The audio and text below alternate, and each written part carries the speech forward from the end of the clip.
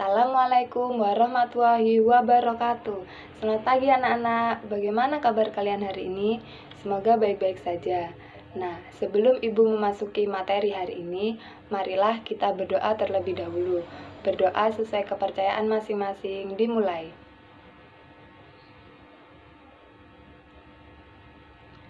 Berdoa selesai. Nah, hari ini kita akan membahas materi tema 2, yaitu udara bersih bagi kesehatan. Subtema 3, memelihara kesehatan organ pernapasan manusia, dan pembelajaran 1.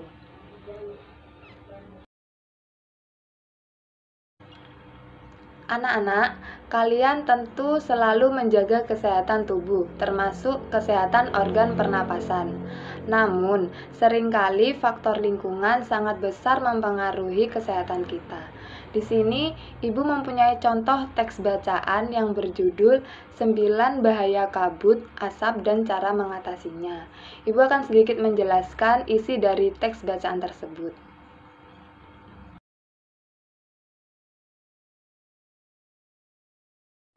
Pencemaran udara disebabkan oleh asap kebakaran hutan dan lahan ini tidak sehat karena terdapat debu dan partikel halus hasil kebakaran seperti jelaga.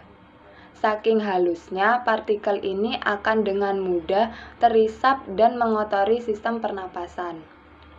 Selain partikel halus, asap kebakaran juga mengandung zat-zat berbahaya seperti ozon atau O3, sulfur dioksida atau SO2, karbon monoksida atau CO, dan nitrogen oksida atau NO2.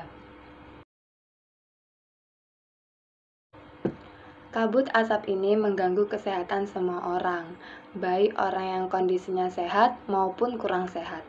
Namun, pada orang yang kondisinya kurang sehat atau khususnya terdapat memiliki riwayat penyakit pernapasan, anak-anak, dan balita, kabut asap ini adalah bencana bagi mereka yang bisa mengancam jiwa mereka. Nah, setelah kalian mengerti yang tadi sudah Ibu sampaikan mengenai teks bacaan tersebut, sekarang apa saja sih bahaya dari asap kabut bagi kesehatan kita?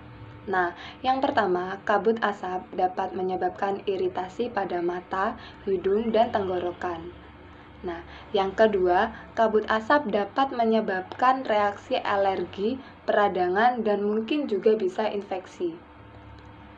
Yang ketiga, kabut asap dapat memperburuk penyakit asma dan penyakit paru kronis lain seperti bronkitis kronis. Yang keempat, kabut asap dapat menyebabkan kemampuan kerja paru berkurang dan menyebabkan seseorang mudah lelah dan mengalami kesulitan bernafas. Yang kelima, yaitu kabut asap dapat menyebabkan orang lanjut usia dan anak-anak yang memiliki daya tahan tubuh rendah akan lebih mudah mengalami gangguan kesehatan. Yang keenam, kabut asap dapat mengurangi kemampuan tubuh dalam mengatasi infeksi paru-paru dan saluran pernapasan sehingga lebih mudah terjadi infeksi. Yang ketujuh, kabut asap dapat memperburuk penyakit pernapasan yang sudah ada. Yang kedelapan, kabut asap menyebabkan polusi pada air bersih, tanaman, sayuran, buah-buahan, dan makanan yang mungkin tidak tertutup. Nah, yang kesembilan, kabut asap memperburuk kondisi lingkungan sehingga infeksi saluran pernapasan akut atau yang biasa juga disebut dengan ISPA akan mudah terjadi. Seperti itu. Nah, setelah kita mengetahui bahaya asap kabut bagi kesehatan kita, bagaimana caranya kita agar terlindungi dari asap kabut tersebut. Nah, di sini akan Ibu jelaskan. Yang pertama yaitu hindari atau kurangi aktivitas keluar rumah atau gedung, terutama bagi mereka yang menderita penyakit jantung dan gangguan pernapasan. Yang kedua yaitu selalu memakai masker jika harus pergi keluar rumah atau gedung. Pakailah masker dengan benar untuk menutupi hidung dan mulut. Yang ketiga yaitu minumlah air putih lebih banyak dan lebih sering agar debu atau partikel halus tersebut yang menempel pada tenggorokan larut dan masuk ke dalam pencernaan sehingga ikut terbuang bersama kotoran. Yang keempat, segeralah berobat ke dokter atau sarana pelayanan kesehatan terdekat bila mengalami kesulitan bernafas atau gangguan yang lain. Nah, yang kelima, segera lakukan perilaku hidup bersih sehat atau yang biasa juga disebut dengan PHBS seperti makan makanan bergizi, banyak minum, banyak mengonsumsi buah, jangan dekat-dekat dengan orang merokok dan istirahat yang cukup. Yang keenam, upayakan agar asap dari luar tidak masuk ke dalam rumah atau gedung. Yang ketujuh, tempat penampungan air minum dan makanan harus ditutup dan terlindung dengan baik.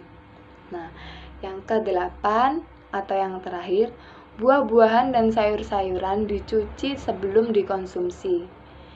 Bahan makanan dan minuman yang dimasak perlu dimasak dengan baik dan benar. Setelah kalian membaca teks bacaan pada buku siswa yang sudah Ibu jelaskan barusan, pasti kalian mendapatkan informasi mengenai kata tanya apa, siapa, di mana, bagaimana, dan mengapa. Selanjutnya, Ibu akan menjelaskan masing-masing kata tanya tersebut. Yang pertama yaitu kata tanya apa menanyakan pokok atau isi dari bacaan tersebut.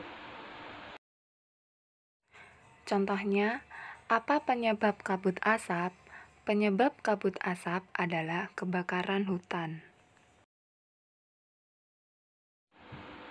Yang kedua yaitu kata tanya siapa. Kata tanya siapa ini menanyakan tentang orang atau nama orang.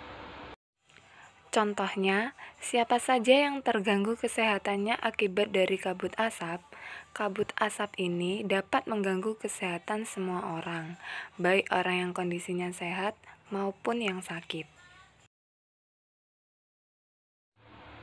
Yang ketiga yaitu kata tanya di mana. Kata tanya di mana ini menanyakan tempat. Contohnya, di mana bencana kabut asap terjadi? Bencana kabut asap terjadi di sebagian wilayah Indonesia, terutama di Sumatera dan Kalimantan.